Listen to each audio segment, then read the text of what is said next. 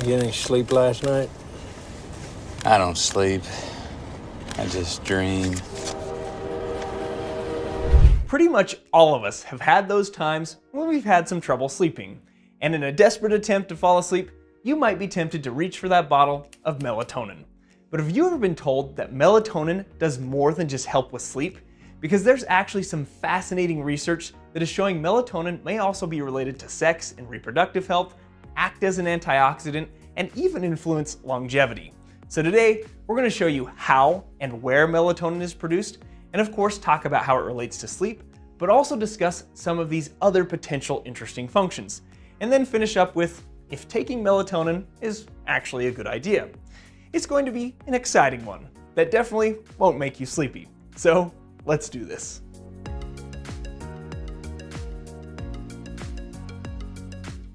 So let's start with some cool evolutionary information on the gland that secretes melatonin called the pineal gland.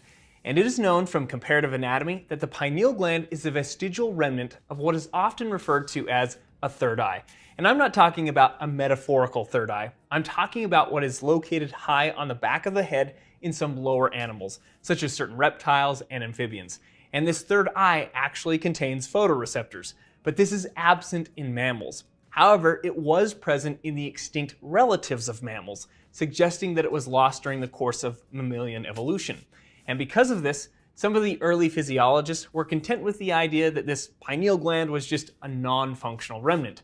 But we know now that this is not true, as there has been strong evidence for multiple functions of the pineal gland, some of which may surprise you. And these include playing a role in sex and reproduction, fighting off infections, promoting sleep, enhancing mood, and even potentially increasing longevity as much as 10 to 25%. Now, the most commonly discussed function of the pineal gland is its relationship with sleep and melatonin secretion. And so we're going to start with that function, but we will also address some of those other proposed interesting functions. So first, let's get into the anatomy of the pineal gland by taking a look at where it is located in the brain, and of course discuss how melatonin is secreted. The pineal gland is nestled deep within the center of the brain, and so we're going to use our sagittal head dissection to help us with this. And just to reference a few structures that may come up a little bit later, here we have the pituitary gland. Above the pituitary gland, we have the hypothalamus. And moving just a bit posterior, you can see this small structure right here at the tip of my probe, and this is the pineal gland, which, as you can see, is not a very large structure. It only weighs about 0.1 to 0.2 grams. But don't let its size fool you. It plays a huge role in regulating your circadian rhythm, which is essentially your internal clock that you could kind of think of as your body's built-in alarm system, telling you when it's time to sleep and when it's time to wake up. And how it does this is by secreting the hormone melatonin. And this hormone functions to control your sleep patterns. But the pineal gland doesn't just pump out high levels of melatonin 24/7. It needs a signal or a cue. And that cue is light, or the lack of light. When your eyes perceive light, they send a message back to the suprachiasmatic nucleus, which is a very specific region in the hypothalamus, which then tells the pineal gland to turn melatonin production down. So an inverse relationship here. More light means less melatonin. So for example, in daylight, melatonin production is inhibited, keeping you awake and alert. But as soon as the sun sets or the environment darkens, the pineal gland starts secreting more melatonin into the bloodstream, helping you feel sleepy, and during sleep, melatonin levels increase by 10-fold. But then they'll start to decline to a lower level again before awakening. Now, some people that are having trouble sleeping may try taking melatonin in the form of a supplement. And we'll get into if that is an effective way of helping with sleep and discuss just some of the pros and cons of melatonin supplementation in just a second. But is melatonin just about helping us sleep? Well, as it was not so subtly implied a little earlier, no. There are some other very interesting functions of melatonin that we are learning more and more about. And let's start with the one that many of you are probably the most curious about: melatonin's relationship to sex and reproduction. And this is actually really fascinating because after years of research, it does appear that the pineal gland plays a regulatory role in sexual and reproductive function, especially in animals that give birth during certain seasons of the year. For example, there have been studies in which the pineal gland has been removed from certain animals and the normal periods of seasonal fertility were lost.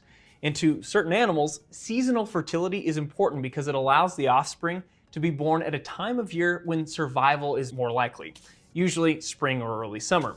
And how this is thought to occur is that during the winter months, when there's less daylight and more hours of darkness each day, this will result in greater melatonin levels. And it is thought that the melatonin will reach the pituitary gland that we pointed out earlier and inhibit the release of two hormones that have powerful effects on the ovaries: follicle stimulating hormone and luteinizing hormone. And so if the release of these two hormones is inhibited, this could interfere with the reproductive cycles during the winter months. But does this affect humans? Well, there are still some unknowns with this. However, it clearly doesn't affect humans in the exact same way because human babies are born all year long. Although, I do think it would be kind of funny if humans just had babies during the spring and summer months. It would be utter entertaining seasonal chaos. But I digress a little bit here. In humans, tumors sometimes occur in the region of the pineal gland, and some of these tumors secrete excessive quantities of melatonin, whereas other tumors made up of surrounding tissues can press on and destroy the pineal gland, resulting in less melatonin production. But both types are often associated with either hypogonadal or hypergonadal function. So this at least suggests that the pineal gland does play some role in controlling sexual drive and reproduction in humans. Another potential function that I mentioned earlier was that melatonin may also influence your mood. For example, seasonal affective disorder, which is a type of depression that affects some people during the winter months when there's again less daylight. This type of depression is thought to be, at least in part, due to the overproduction of melatonin. And so full spectrum bright light therapy, which is a type of phototherapy that involves exposure to full spectrum artificial light that mimics natural sunlight, has been used to treat this and can provide improvement for some people. And as an additional FYI, 3 to 6 hours of exposure to bright light also appears to speed recovery from jet lag, and we'll mention a little bit more about jet lag in just a second. But I want to share some interesting research that relates to some of the other proposed functions of the pineal gland. For example, as we age, our melatonin production declines, and this reduction is linked to disruptions in circadian rhythms, as well as some proposed theories about melatonin's relationship to aging. In some fascinating animal studies, scientists explored the relationship between melatonin and longevity by transplanting pineal glands from younger animals into older ones. For example, in one study, older rats who received pineal glands from younger rats showed a significant increase in lifespan compared to control groups. The theory behind these results is that the increased melatonin production from the transplanted pineal glands helped restore proper circadian rhythms, as well as provided enhanced antioxidant protection. Because we've actually known for a while now that melatonin is a potent antioxidant. And so the idea was that the increased melatonin could play a protective role against the free radicals that can cause cellular damage that may be associated with aging. So does this mean that we should all just rush out and pump ourselves full of melatonin, or condemn ourselves to darker environments for longer periods of time, or maybe just start supplementing as we get older to try to offset some of that natural decline in melatonin that occurs with aging? Well, obviously not condemn yourself to a dark room. That would be very depressing.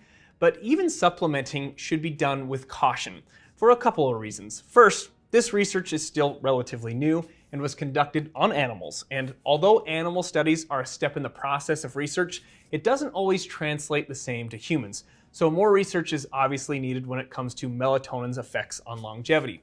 But with sleep, the use of supplemental melatonin as a nighttime sleep aid has been extensively researched, with many studies showing possible small benefits for sleep onset and little to none for sleep maintenance, meaning there may be a small net increase in the total sleep time, but the main benefit comes from helping someone to initially fall asleep. So small doses of melatonin given orally can induce sleep and help to reset the circadian rhythm. But most experts still aren't recommending this as your long-term solution to sleep issues. Most advocate for short-term use for maybe a couple of days of insomnia. It could be beneficial for workers that have more erratic work shifts that alternate between daylight and nighttime hours, and even used to ease something like jet lag. Typical melatonin doses range from 1 to 5 milligrams, with some being as high as 20 milligrams. And this would be taken about 1 to 2 hours prior to sleep. But most experts, again, typically recommend short-term use starting at the lower dose range. But then, of course, after this short-term use, doing your best to bolster your own natural melatonin secretion. And we know how this works now. So how would you bolster your own natural melatonin secretion? Well, this would be winding down 1 to 2 hours prior to bed, limiting bright lights and screen time so that your eyes can tell your suprachiasmatic nucleus to tell your pineal gland that it's time to go to bed. So hopefully you learned some new and useful information in today's video. And if you want to learn more about sleep and how sleep relates to something like growth hormone, we'll link that video here. Thank you for watching and supporting the channel, and we'll see you in the next video.